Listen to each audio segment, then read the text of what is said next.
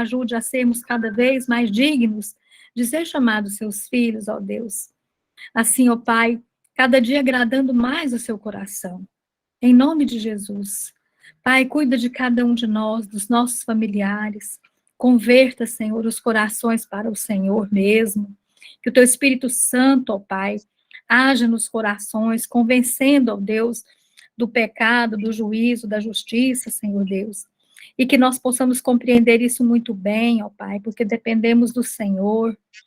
Ó Deus querido, nós oramos pela paz mundial. Oramos, ó Pai, por aqueles lugares onde estão ainda em guerra, destruição, competições, ó Pai, desumanas, Senhor. Quanta tristeza nós temos visto ainda nesse cenário, ó Pai. Oramos por aqueles que passam necessidade, fome, frio, desemprego. Ó Deus, cuida, Senhor. Abre portas, Senhor, para aqueles que precisam do trabalho. Mas, ó Deus, nós oramos também pelos nossos políticos, ó Pai, para que o Senhor esteja levantando pessoas, líderes capazes de trabalhar para o bem do povo, da coletividade, Senhor. Ó Deus querido, que o Senhor separe em homens bons e justos para governar os países, os estados, ó Pai, para fazerem as leis, para votarem nas leis. Ó Deus querido, tem misericórdia, Senhor, e que sejam cumpridores daquilo que é certo, ó Pai, segundo a sua palavra, ó Deus. Dá-nos, ó Pai, também, Pai amado, muita disposição para orar, não só nesse momento agora, mas durante todos os nossos dias, ó Deus. Que o Senhor trabalhe em nós para que sejamos intercessores fiéis, firmes, ó Deus, na luta diária de oração, porque nós sabemos que muito pode, ó Pai, a oração do justo, Senhor, assim garante a sua palavra. Senhor, cuida, Pai, do nosso irmão Fábio, que estará à frente do estudo bíblico agora, dê a ele a capacitação do Senhor, que ele possa se lembrar das coisas que tem estudado para trazer para nós, ó Pai, cada vez mais complemento daquilo que nós precisamos aprender, Senhor. Venha, ó Pai, sobre ele, que o teu Espírito Santo, ó Pai, haja sobre ele, que ele seja o vaso, ó Pai, de honra para o Senhor neste estudo, em todos os momentos da sua vida, Senhor. Guarde-o, ó Deus, juntamente com toda a sua família, a cada um de nós, com os nossos familiares também. Em nome de Jesus. Amém. Amém. Louvado seja Deus. Graças a Deus, nós estamos aqui mais uma semana juntos para poder estudarmos a palavra do Senhor. Nós precisamos fazer uma breve recapitulação antes de entrarmos no nosso próximo livro, que é Atos dos Apóstolos. Nós começamos estudando o Novo Testamento e começamos a ver o Evangelho de Mateus e vimos o Evangelho de Mateus pensando na ideia dos evangelhos chamados sinóticos, né, que são Mateus, Marcos e Lucas, né, que são evangelhos que têm uma mesma visão, por isso que é a expressão sinótico, né, de uma mesma visão. E nós vimos que, basicamente, os três evangelhos contam a mesma história, basicamente o mesmo período, com algumas nuances diferentes, nós vimos isso. Outra coisa que nós já vimos é que o Novo Testamento ele não está arranjado, de Mateus a Apocalipse, dentro de uma estrutura cronológica, não é? Não está dentro de uma estrutura cronológica. Então, se você se perguntar qual é o primeiro livro escrito do Novo Testamento, qual é a resposta? Quem lembra? Vale R$1 milhão e quem paga é o irmão Serafim. Se respondeu, ele faz o Pix. É Tiago, Fábio. Tiago, é isso aí. A esposa do seminarista aí tá afiada, ó. Eu acho que deve ter dado uma cola para ela aí, será ou não? Acho que não, né? Não, cola não, eu escutei isso aí. Amém. Tiago é o nosso primeiro livro, né, do Novo Testamento a ser escrito, né? E muitas das cartas, né, do apóstolo Paulo foram escritos primeiros, né, de que alguns evangelhos, por exemplo, né? O Evangelho de João, nós vimos isso no nosso último estudo, ele foi escrito lá, já quase no final, muito próximo do livro do Apocalipse, né? Então, quando você olha para a Bíblia, nossa, você tem lá Mateus, Marcos, Lucas, João, Atos, e aí você, às vezes, tem a impressão de que aquilo ali foi sendo uma história cronológica até terminar em Apocalipse, né? Mas o arranjo não foi esse. O arranjo foi temático, tá? Temático. A ideia foi de fazer um arranjo temático. Então, por exemplo, qual é o primeiro livro dentro de um critério temático? Tem que ser o Evangelho de Mateus. Por quê?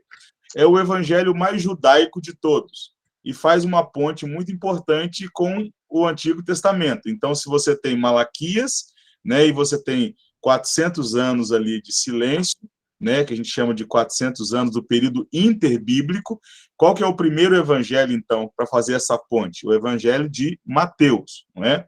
Depois você tem Marcos, depois você tem Lucas, e aí, necessariamente, depois de Lucas, deveria estar Atos dos Apóstolos, porque é o mesmo autor. Mas para poder deixar os evangelhos tudo juntinho, você tem João, e aí depois você tem o evangelho de Atos.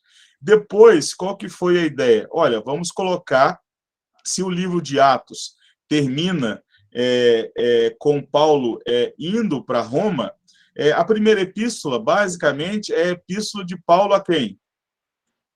Aos Romanos, né? Então você tem a primeira epístola de Paulo aos Romanos. Não foi a primeira epístola que Paulo escreveu, certo?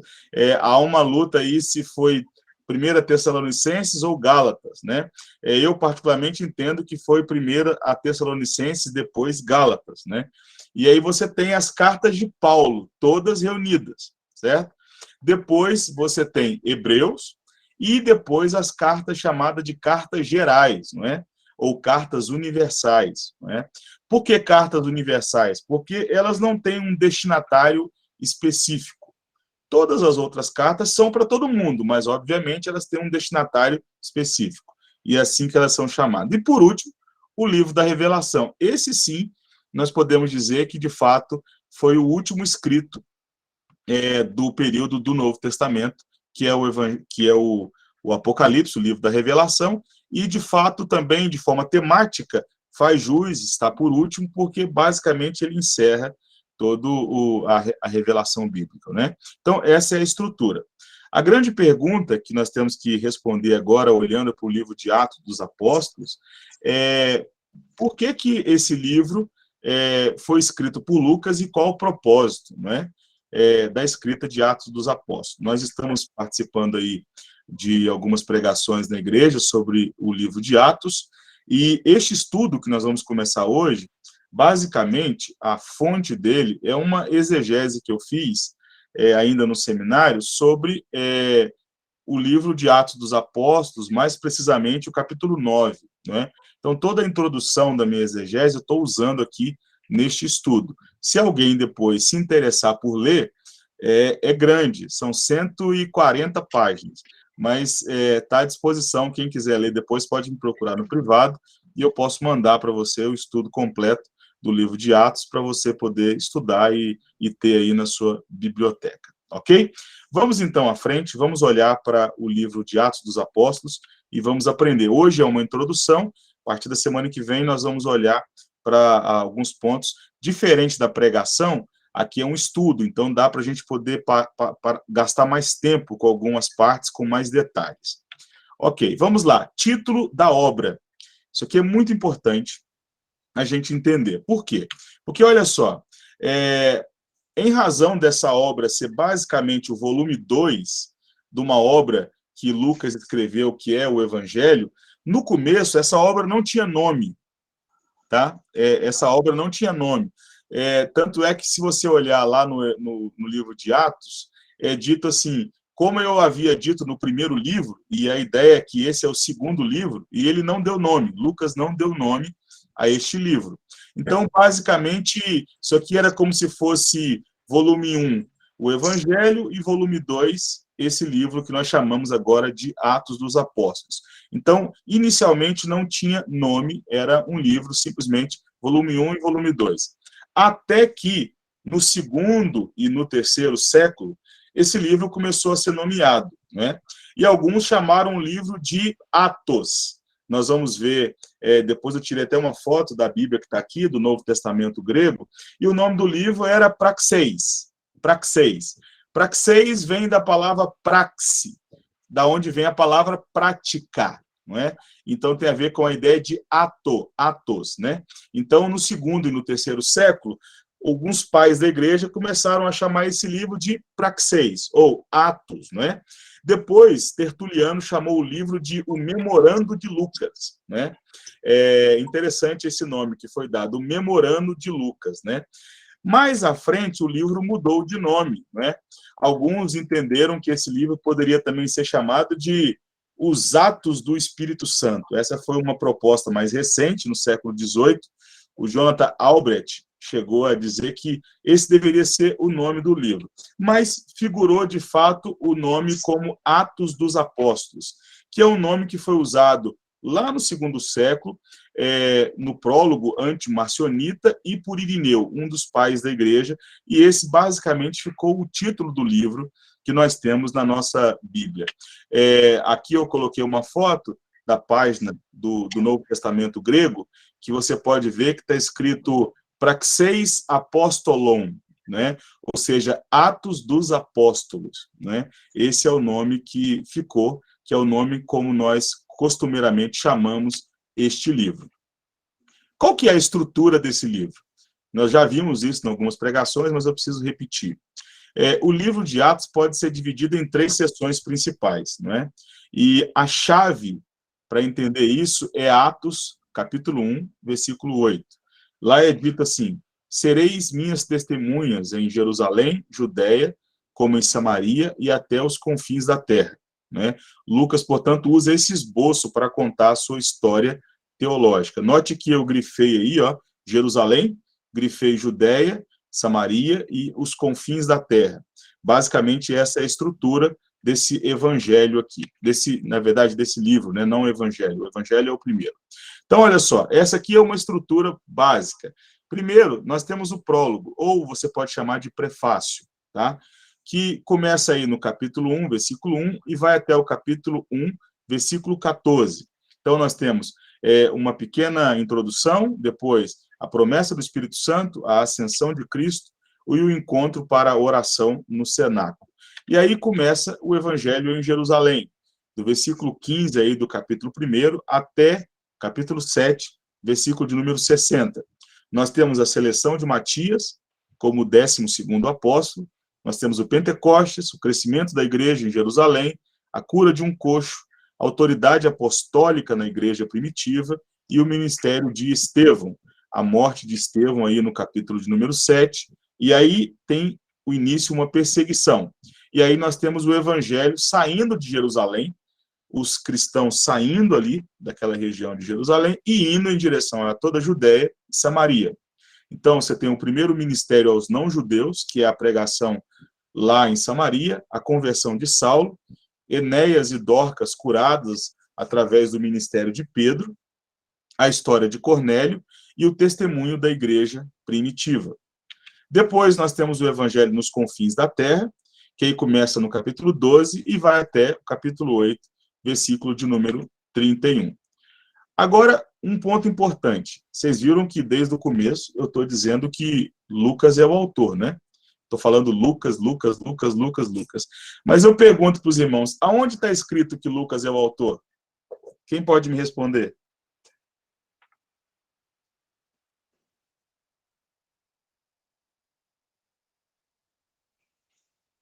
Quem arrisca aí?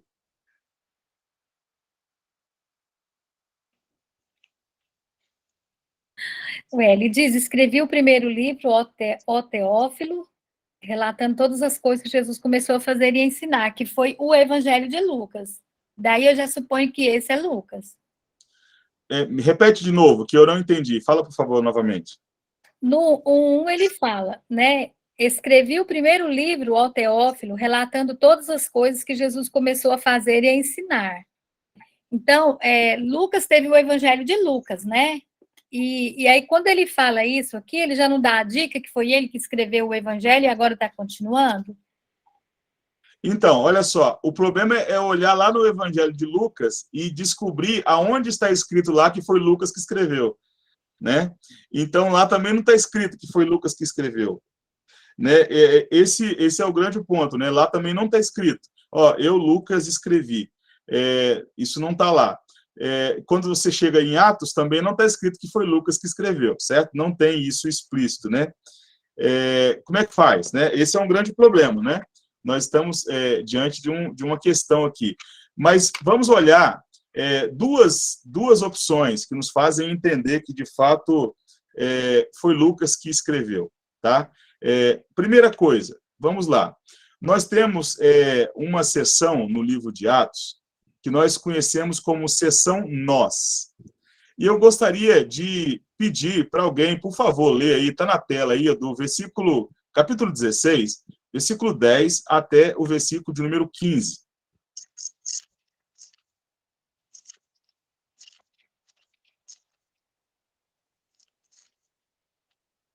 Vou ler.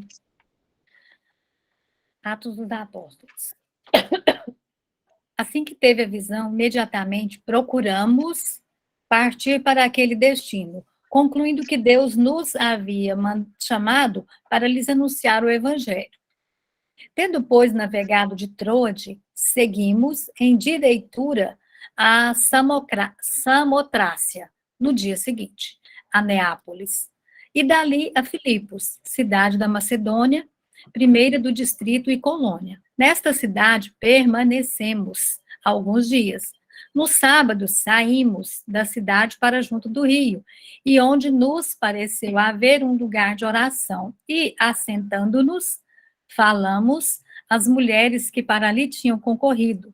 Certa mulher chamada Lídia, da cidade de Tiatira, vendedora de púrpura, temente a Deus, nos escutava. O Senhor lhe abriu o coração para atender às coisas que Paulo dizia. Depois de ser batizada, ela e toda a sua casa nos rogou, dizendo: se julgais que eu sou fiel ao Senhor, entrai em minha casa. Era para parar, e aí ficai. E nos constrangeu a isso.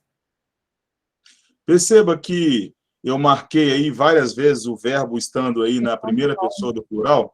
Perceba aí que está assim, ó, procuramos, concluindo que Deus nos havia, e essas sessões vão aparecer também lá no capítulo 20, do versículo 5 até o capítulo 21, versículo 18, e do 27:1 até o 28:18. Então, nós temos essas sessões assim. Se você olhar o começo do livro de Atos, não tem isso. Ele está narrando uma história, mas é uma história que ele tinha ouvido falar de outras pessoas, certo? Alguém contou para ele. Mas aqui não. Aqui, nessas sessões, chamadas sessões Nós, ele também é uma testemunha ocular, tá? Então, ele está participando. Agora, a pergunta é, ele quem? Né? Ele quem? É uma pessoa que estava presente, né? Vamos olhar aqui algumas argumentações. Primeira delas, olha só. Através do cruzamento de informações e tomando por base que o autor esteve com Paulo na viagem de Troade até Filipos, durante a evangelização de Filipos, por ocasião da primeira viagem missionária, e depois, no final da terceira viagem missionária, de Mileto a Jerusalém, e finalmente até a viagem de Paulo, nós temos algumas conclusões. Primeiro, é possível esperar que Paulo tenha dito algo sobre tal pessoa em uma de suas cartas que ele escreveu neste período. Ou seja, a gente sabe que quem escreveu estava com Paulo em alguns momentos muito especiais. Tá? Essa pessoa estava com Paulo. A gente sabe que Paulo escreveu algumas cartas nesses períodos, dessas viagens que a gente viu aqui. Então, a pergunta é, Paulo falaria alguma coisa sobre essas pessoas? E a resposta é sim. Ele falou sobre alguma dessas pessoas em alguma dessas cartas. Sabemos que cartas são essas? Sim. A gente sabe que Colossenses, Filemão, Efésios e possivelmente Filipenses foi escrito nesse período aí, de Atos 16 até o capítulo 27, 28, a gente sabe que essas cartas foram escritas. A grande pergunta é, quem são essas pessoas que Paulo cita nesse tempo? E aí nós temos, os companheiros citados por Paulo nessas cartas são Marcos, né, João Marcos, Jesus, chamado Justo, não é o Jesus Cristo, tá? É outro Jesus. É importante também esse Jesus aqui, né, porque ele é chamado de Justo, né? Cara, né? Gente fina, né? Epáfras, Demas, Lucas, Tíquico, Timóteo, Aristarco e Epafrodito, certo? Então, note que o nome de Lucas está aí também, entre esses que estavam presente, que são citados por Paulo nessas cartas desse período aqui, certo?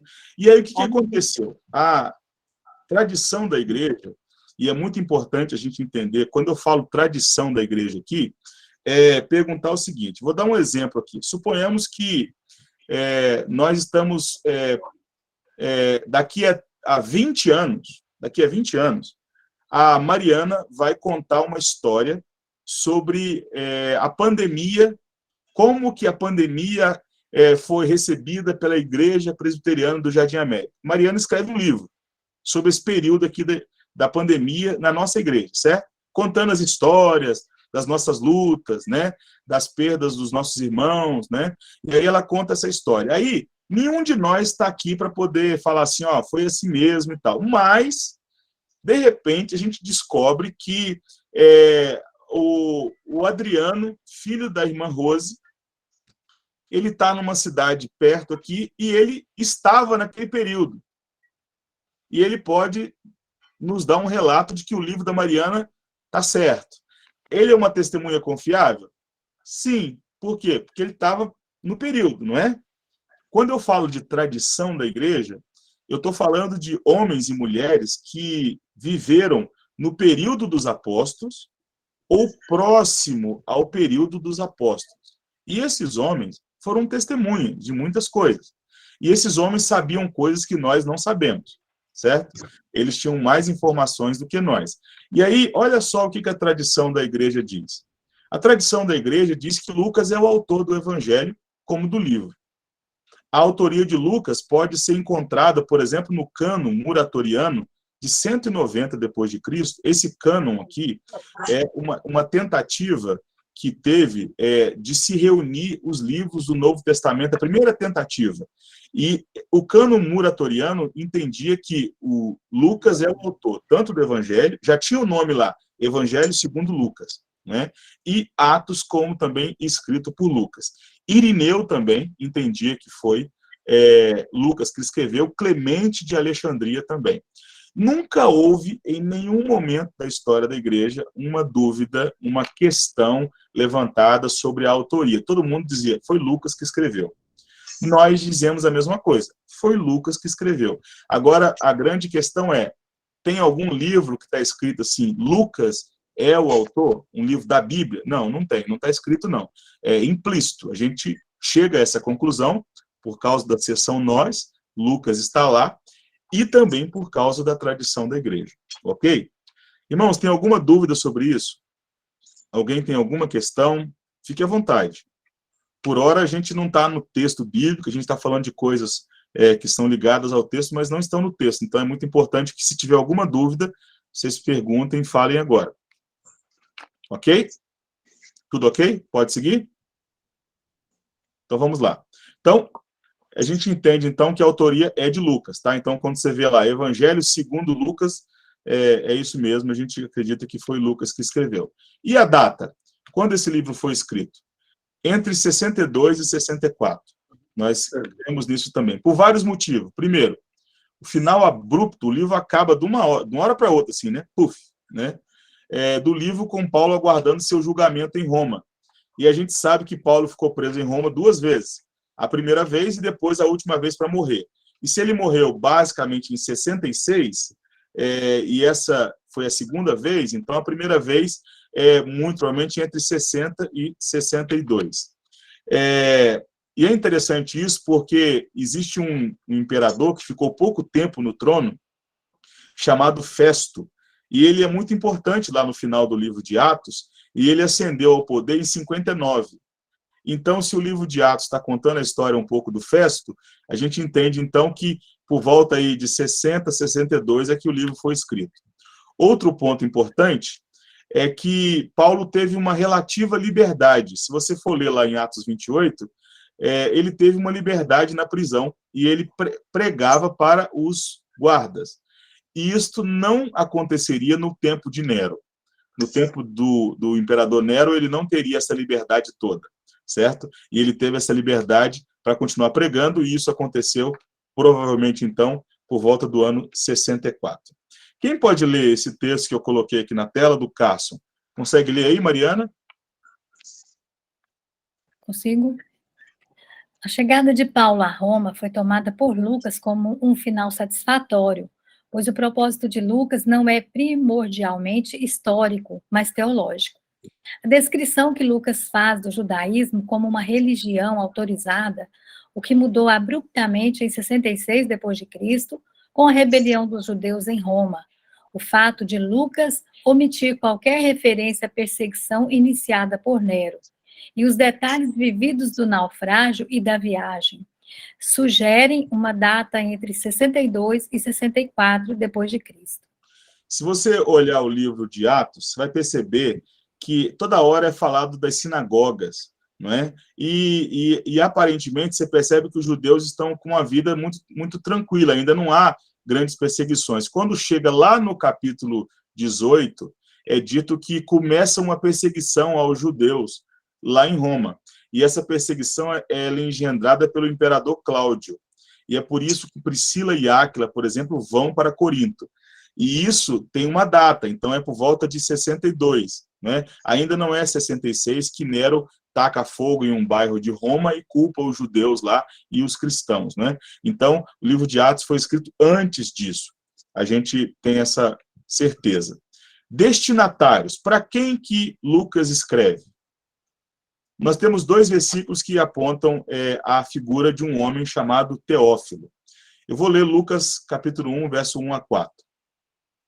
Visto que muitos houve que empreenderam uma narração coordenada dos fatos que entre nós se realizaram, conforme nos transmitiram os que desde o princípio foram deles testemunhas oculares e ministros da palavra, igualmente a mim me pareceu bem, depois de acurada investigação de tudo desde a sua origem, dar-te por escrito, excelentíssimo Teófilo, uma exposição em ordem, para que tenhas plena certeza das verdades em que fostes instruído. Note que esse homem, Teófilo, ele tem um nome muito bonito, né? Porque Teófilo é uma junção de 2 palavras, né? Theo, Deus, né? E filo, que vem da expressão amigo, né? Então, esse homem aqui, ele tem um nome que significa amigo de Deus, né? Alguns dizem que, por isso, ele pode não ser uma pessoa, pode ser simplesmente a figura de um cristão, alguma coisa do tipo, mas, de fato, a gente entende que é uma pessoa com um nome muito bonito, chamado amigo de Deus, né? E é importante observar que ele é uma pessoa importante, porque ele é uma pessoa importante, estou sendo redundante aqui. Lucas se dirige a ele como excelentíssimo Teófilo, né? Em Lucas capítulo 1, verso de 1 a 4. E olha o que ele diz em 1:2. Escrevi o primeiro livro, ó Teófilo, relatando todas as coisas que Jesus começou a fazer e a ensinar até o dia em que, depois de haver dado mandamentos por intermédio do Espírito Santo aos apóstolos que escolhera, foi elevado às alturas. Então, o primeiro destinatário foi uma pessoa, Teófilo. Lucas escreve para este homem.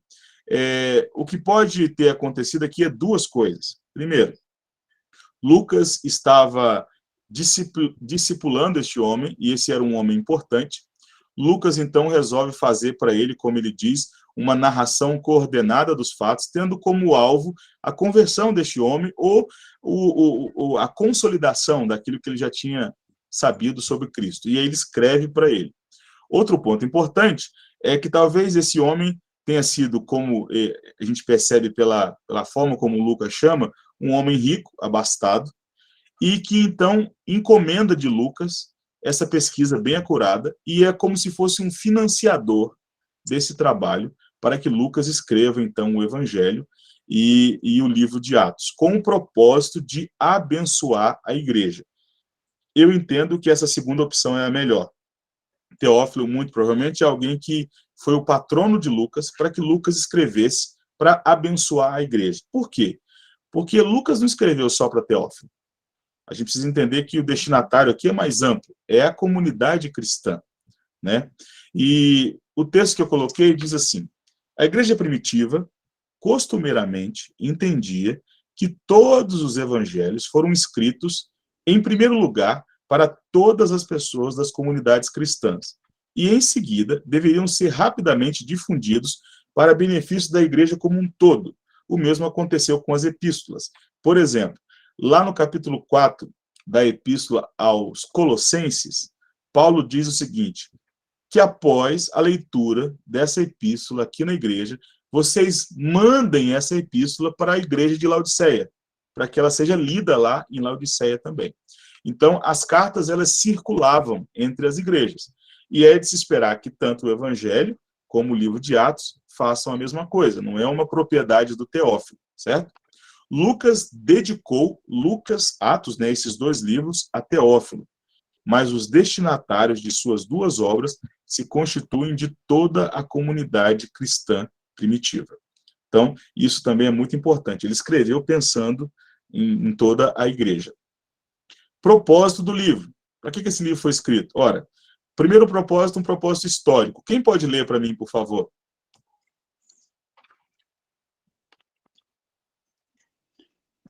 Eu posso. Os termos precisos que Lucas emprega para os dirigentes políticos de várias cidades e províncias, termos que incluem procônsul, magistrado, governador, comandante, escrivão da cidade, tribuno, procurador e politarca. Lucas usa o termo certo na comunidade certa no período certo. Algo muito improvável de acontecer com alguém preocupado em apresentar um relato histórico cuidadoso. Com alguém despreocupado, né, em apresentar um relato histórico cuidadoso. Ele está muito preocupado, viu, gente, em fazer isso. Ele quer ser muito cuidadoso e ele quer apresentar um relato muito real. Então, o que ele faz? Ele usa os termos corretos, tá? Até mesmo historiadores que não são cristãos, que avaliam o livro de Atos, ficam, assim, bem surpresos com a fidelidade do escritor Lucas, com a fidelidade como ele emprega os termos, tá? Ele usa os termos certos, né, em todo o tempo. Então, essa é uma prioridade do Lucas. Então, isso mostra que ele está escrevendo um livro histórico. Ele quer contar uma história e deixar tudo bem relatado. Outro propósito do livro é teológico, tá? Lucas não está narrando história secular, mas história da salvação, que é o plano divino da redenção que foi consumado em Cristo Jesus, Senhor e Rei. Note que é um livro histórico, mas tem um sentido muito importante. É um livro que apresenta a história da salvação.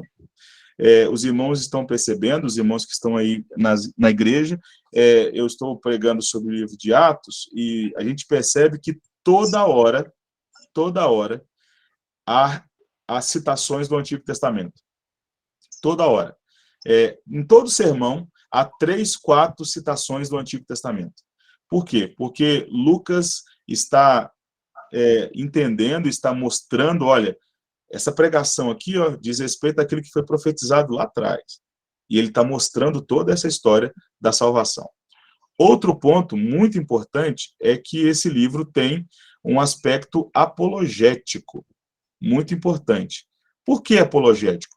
Porque Lucas registra a defesa da fé cristã diante da comunidade judaica e gentílica. Esse é o ponto. Primeiro, nós temos a defesa da fé diante da comunidade judaica. Pedro, por exemplo, faz basicamente 4 sermões para judeus. E em todos os sermões, o que ele está fazendo? Está defendendo que Jesus Cristo é o Senhor. O nome disso é apologia, ou apologética, que é a defesa da fé. Lucas está mostrando isso, que Jesus é o Senhor.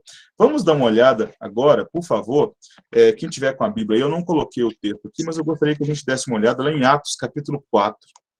Atos, capítulo 4, por favor.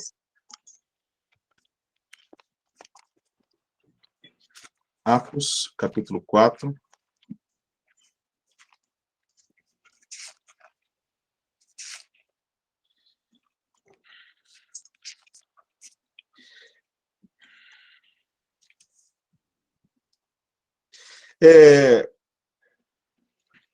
Versículo 5 até o versículo de número 10. Quem pode ler?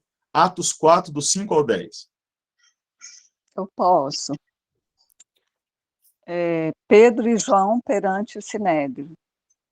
No dia seguinte, reuniram-se em Jerusalém as autoridades, os anciãos e os escribas.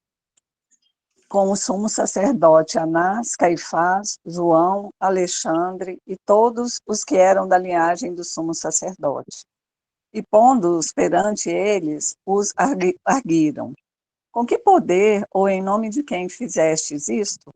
Então Pedro, cheio do Espírito Santo, lhes disse: autoridades do povo e anciãos, visto que hoje somos interrogados a propósito do benefício feito a um homem enfermo e do modo por que foi curado. Tomai conhecimento, vós todos e todo o povo de Israel, de que em nome de Jesus Cristo, o Nazareno, a quem vós crucificastes e a quem Deus ressuscitou dentre os mortos, sim, em seu nome é que este está curado perante vós. Até aqui? Amém. Só até aí, por favor. Perceba uma coisa, irmãos, essa narrativa aqui, ela é uma narrativa bem séria, bem dramática, e Lucas coloca que estavam reunidos líderes religiosos e mestres da lei, se reuniram em Jerusalém. A expressão se reuniram em Jerusalém significa que muitos talvez não estavam em Jerusalém, estavam nas imediações ali da Judéia, e eles se reuniram lá, foram até lá, para poder tratar essa causa. E esse é um momento dramático, porque dois pescadores estão diante de uma alta cúpula, talvez daquilo que representava todo o poderio religioso de Israel, né? Tirando, obviamente, o poderio romano, mas aqui dentro do povo de Israel. E esses dois pescadores estão agora diante desses homens, e note que eles haviam negado Jesus, né? Pedro, por exemplo, tinha negado Jesus, e agora é cheio do Espírito Santo, está pregando. João e os outros apóstolos, todo mundo tinha dado no pé, mas agora não é mais possível. Agora esses homens estão diante daquilo que Jesus passou, né? E a grande pergunta é, o que vai acontecer? Eles não têm medo. Eu não dei comida para ele. Eles não têm medo, eles simplesmente começam a pregar com autoridade, e eles começam a falar, e eles defendem a fé. E eles estão dizendo, olha, esse Jesus que vocês crucificaram, é a esse Jesus que nós estamos servindo, este Jesus que Deus o ressuscitou. E os sinais, as curas, tudo que vocês estão vendo é por causa desse Jesus. Então, Lucas está registrando para nós a força apologética da defesa da fé desses homens.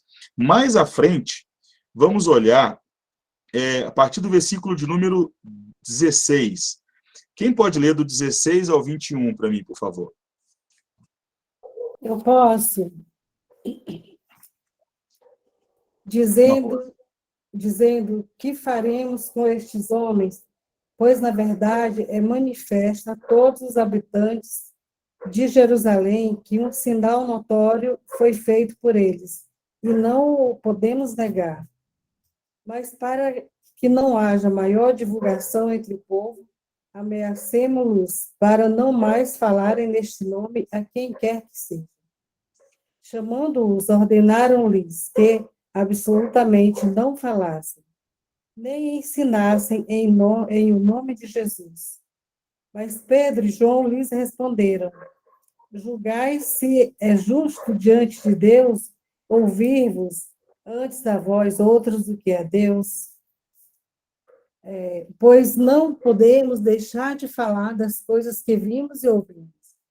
Depois, ameaçando-os mais ainda, os soltaram, não tendo achado como os castigar por causa do povo, porque todos glorificavam a Deus pelo que acontecera. Amém. Percebam que esse é um momento muito bonito, né? Porque o grande cala-boca foi dado aqui. Vocês devem calar a boca e vocês não devem mais falar desse Jesus e nem das coisas que estão acontecendo. E a grande pergunta de Pedro é, me fala uma coisa, se eu estou falando em nome de Deus, e eu estou falando em nome de Deus, importa que eu obedeça primeiro a vocês ou a Deus? Né? Essa é uma pergunta muito importante. E é uma questão que ele coloca. Quem que eu devo obedecer? Ora, eu tenho que obedecer primeiro a Deus. Mais a Deus do que a vocês. Porque, olha, o que Pedro está fazendo aqui é um argumento sofisticado, porque ele está colocando no sentido seguinte. Vocês dizem que amam a Deus. vocês dizem que são servos obedientes de Deus. Nós também somos. E nós cremos que Jesus é Deus. Ora, dentro da lógica de vocês, então o que nós estamos fazendo é pregar aquilo que nós temos que pregar. E a pergunta é, nós vamos parar? Não. Nós não nos importa obedecer a vocês. Importa, de fato, obedecer a Deus. E eles mantêm firme este testemunho. Mais à frente, você vai ver lá no capítulo de número 17, quem está com a Bíblia aí, por favor, vamos abrir lá no capítulo 17, e aí a gente vai ver Paulo lá em Atenas, e você vai ver uma defesa do cristianismo diante não apenas de judeus agora, mas de gregos, de pessoas que não são judaicas.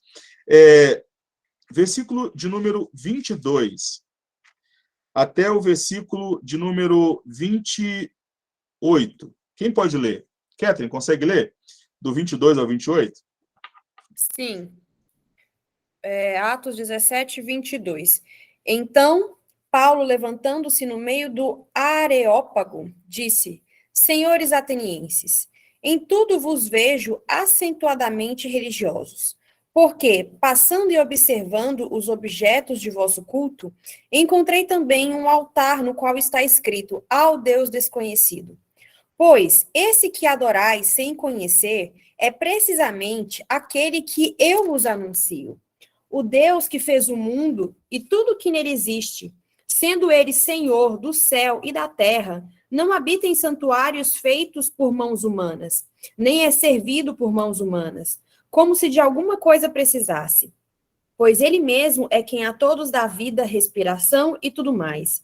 De um só fez toda a raça humana para habitar sobre toda a face da terra, havendo fixado os tempos previamente estabelecidos e os limites da sua habitação.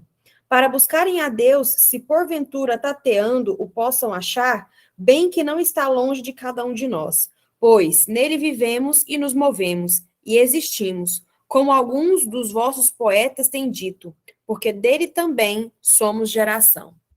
Irmãos, isso aqui é fantástico. Paulo usa a própria cultura grega para poder falar de Cristo Jesus.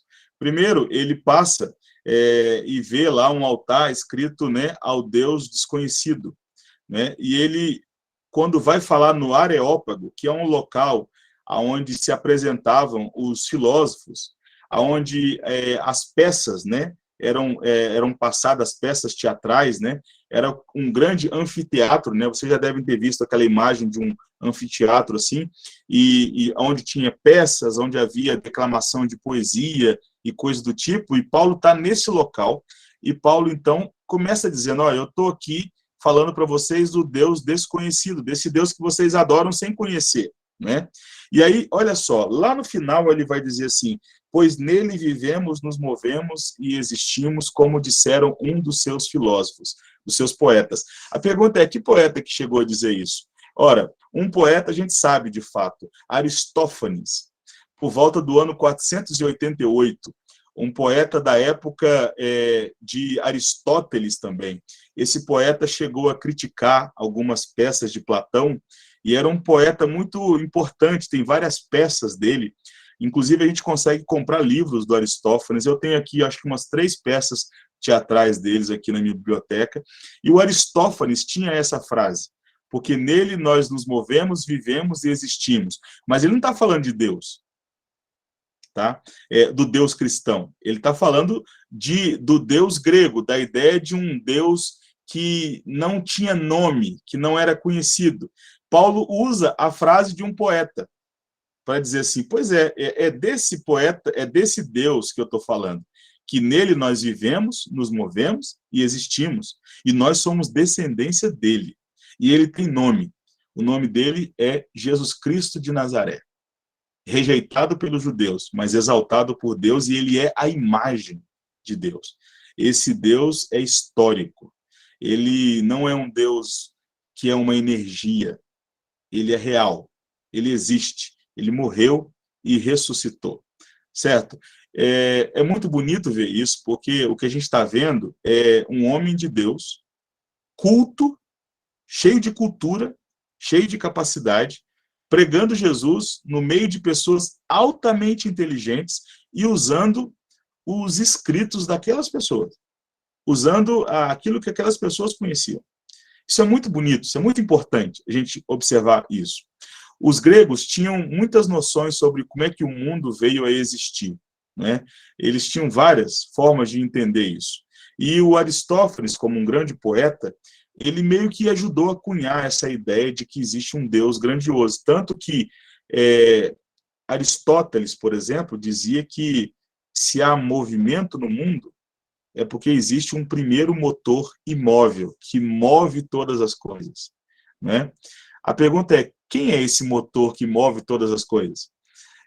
Os gregos não chegaram a conhecer. Nós conhecemos. É Deus. É Deus. E, obviamente, o evangelho, quando chega lá na Grécia, quando chega nessas regiões aqui, em Atenas, em Corinto, Paulo chega olhando tudo que está à volta e falando assim, isso aqui, ó, está falando de Jesus. Isso aqui está apontando para Jesus. Isso aqui se cumpre em Jesus. Né? É isso que ele está fazendo. Então, o propósito desse livro é um propósito histórico, teológico e apologético, mostrar a defesa da fé. Isso é muito importante. Irmãos, nós precisamos aprender isso, viu? Isso para nós cabe como uma aplicação. Nós precisamos aprender a comunicar nossa fé a este mundo. Nós precisamos aprender a fazer isso. A grande pergunta é, será que nós entendemos o mundo em que nós estamos vivendo? Porque Paulo entendia. Em vários momentos, Paulo vai citar poetas, filósofos da época e vai citar eles para poder falar de Cristo. A grande pergunta é, nós conhecemos o mundo em que nós vivemos? Muitos de nós, às vezes, vivemos como se fosse numa grande fuga do mundo. A gente não sabe do que está acontecendo à nossa volta.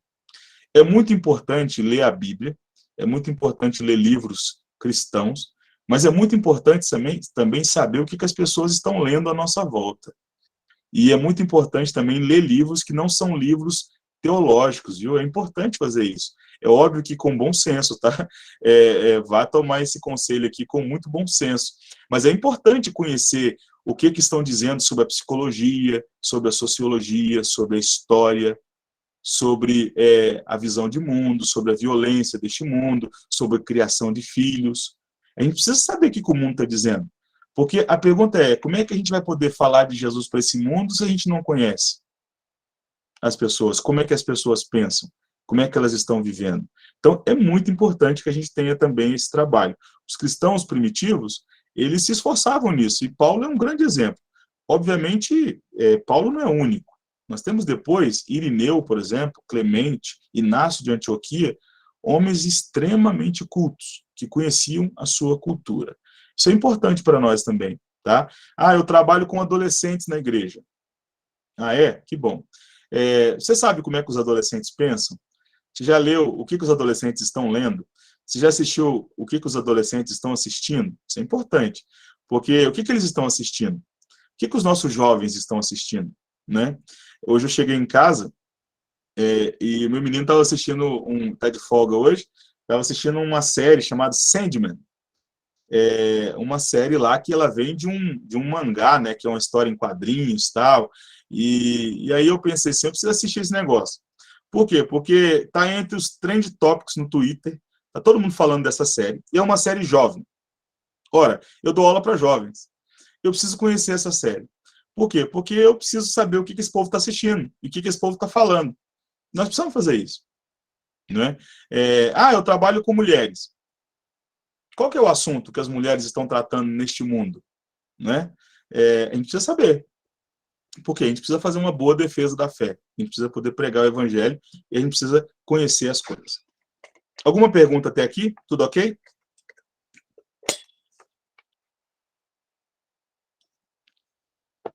Se sim, vamos à frente. Nós já estamos terminando.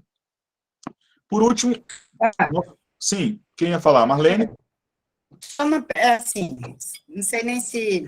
Bem, quando você fala que Paulo usou o próprio contexto, a fala, né, de um poeta, de um filósofo, tá, e para a defesa da fé, Você acredita que hoje a gente tem como usar, por exemplo, a filosofia que é colocada na universidade, na escola, a forma como é colocada, né? As questões filosóficas, as questões sociais. Você acredita que a gente possa usá-la numa defesa da fé? Acredito. Vou dar um exemplo que é muito importante. Por exemplo, você sabe que todo mundo muita gente bate no Paulo Freire, né? E o Paulo Freire, eu defendo, mas tá ele bom. apanha de tudo quanto é lado, né? E tem hora que ele apanha, tem hora que ele apanha com razão e tem hora que ele apanha sem razão, Sim. né? A grande questão é o seguinte: será que ele errou em tudo? Ou será que ele tem coisas que ele falou que faz sentido? Por exemplo, será que basta sentar todo mundo na igreja, na sala de aula, e transmitir um estudo e tá tudo resolvido? Todo mundo entendeu e vamos embora para casa? A gente é pendrive? A gente não é pendrive que transfere arquivo. Nós temos as nossas circunstâncias, não temos? Então, por exemplo, Sim. O Márcio teve uma educação, a Kathleen teve outra, a Marlene teve outra, a gente veio de um mundo diferente, a gente tem cognição diferente, né? Uns aprendem através de uma forma um pouco mais audível, outros mais visual, o outro mais, né, de pegar, sinestésico e tal. Então, assim, é possível entender que para poder pregar o evangelho, para poder falar e dar aula, a gente precisa entender isso? Sim.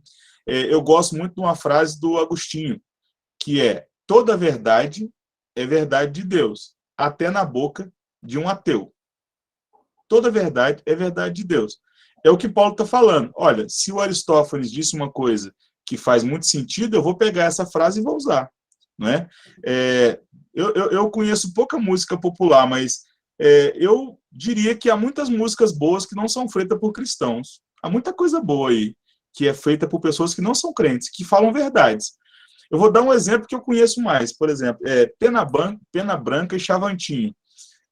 Eu não sou muito fã de sertanejo, mas eu vou falar para vocês que algumas músicas antigas, alguns modão de viola antigo, que falam lá da fazenda, da porteira, do boi que fugiu e tal. Quando você começa a ouvir aquelas músicas, você percebe uma sabedoria ali, muito grande, popular, uma coisa muito legal.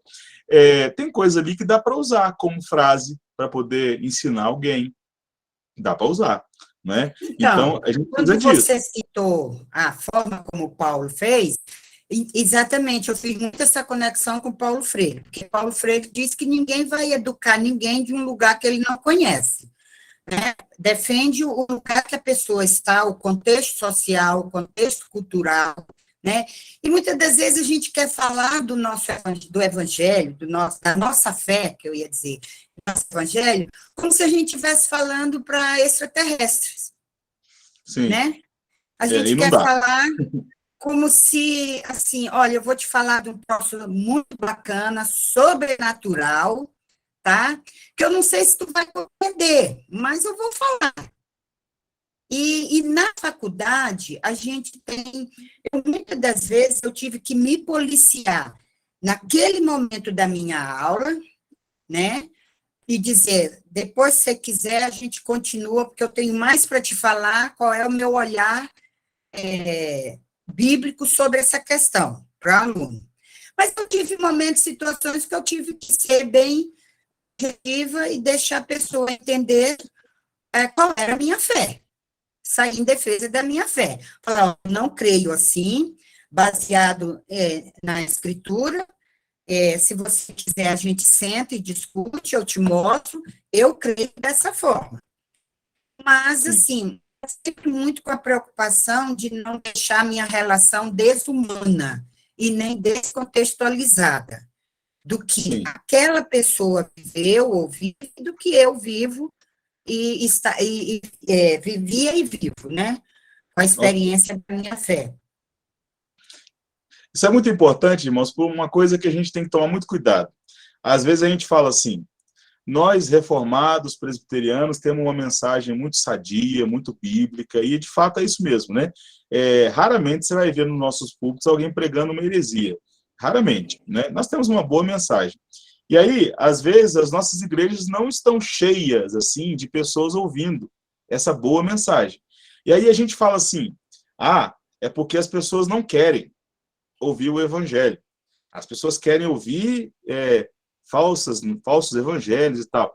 Em certo ponto, isso é verdade. Em certo ponto, isso é verdade. Mas há uma outra coisa que a gente tem que se perguntar. Será que nós estamos sendo claros? Será que nós estamos sendo compreensível? Será que a nossa mensagem é compreensível? Eu ouço algumas coisas na internet que eu falo assim, isso aqui é muito bom, mas para a pessoa que já tem um conhecimento bíblico assim, bem avançado, porque se não tiver, ele não vai entender. E nós precisamos entender que o que Paulo está fazendo aqui, e não só Paulo, Pedro e Filipe faz isso. Filipe chega a perguntar para o eunuco, entendes o que lês? Essa é a grande pergunta que a igreja precisa fazer para as pessoas. Você entendeu o que você ouviu? Já parou para pensar se nós tivéssemos no final dos nossos cultos, ali na porta da igreja, 3 ou 4 irmãos, para não apenas desejar boa semana, porque é bom desejar boa semana, né? Mas talvez se a gente perguntasse assim, irmão, você entendeu? Não seria bonito também? Não seria legal? Aí a pessoa fala assim, entendi hoje, eu entendi. E se a pessoa fala assim, não, eu não entendi, ou seja, eu falhei. Ou o pastor Márcio, ou o André. A pergunta é, nós nos fizemos entendidos? Esse é o ponto, certo? Principal. Porque a mensagem tem que ficar clara. Eu não estou falando de ser uma mensagem, sabe, toda semana ser uma mensagem maravilhosa, porque não dá. Tem hora que a gente tem dificuldades, tem correria e tal, mas a pergunta é, ficou claro? Esse é o ponto. Né? E Paulo deixava as coisas claras, Pedro as coisas claras, de forma simples. Alguém chegou a dizer uma vez que Pedro pregava coisas difíceis de forma simples, e a gente prega coisas simples de forma difícil. Né? E um sermão de Pedro teve 3.000 conversões, né? E a gente às vezes prega 3.000 sermões e nenhuma conversão, alguma coisa está errada conosco. Então, é uma forma da gente entender isso aí. Terminando, eu gostaria que a Kathleen, por favor, lesse para mim esse texto que está aí, desse senhorzinho, esse velhinho aí, gente. Esse velhinho é crente, viu? Eu até coloquei a imagem do livro, porque esse aqui é um livro que vale a pena indicar, né? Teologia do Novo Testamento, do Howard Marshall. Esse velhinho é crente toda a vida. Quem pode ler para mim, por favor? Kathleen, por favor, Kathleen. Tá bom. Há 20 anos, visitei a cidade de Kassel, na Alemanha. A maior parte dela ainda era uma ruína devastada depois dos bombardeios que recebeu durante a Segunda Guerra Mundial. Entre os escombros de edifícios antigos, sobreviveram alguns fragmentos de uma igreja, cujo pináculo apontava em direção aos céus. E uma inscrição esculpida sobre a entrada, numa grande pedra, ainda dizia: a palavra de Deus, porém, permanece para sempre. Lucas teria gostado do simbolismo. É justamente isso que ele quer nos dizer em Atos. Amém. A palavra de Deus permanece para sempre.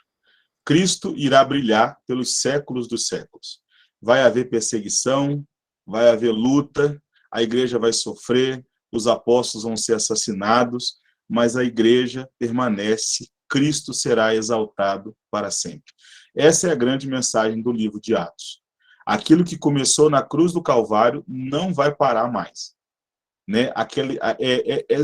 Todo mundo pescador, todo mundo pobre, todo mundo sem conhecimento, mas é uma grande onda do evangelho que não pode mais ser parada. Isso é o que nós vamos ver no livro de Atos.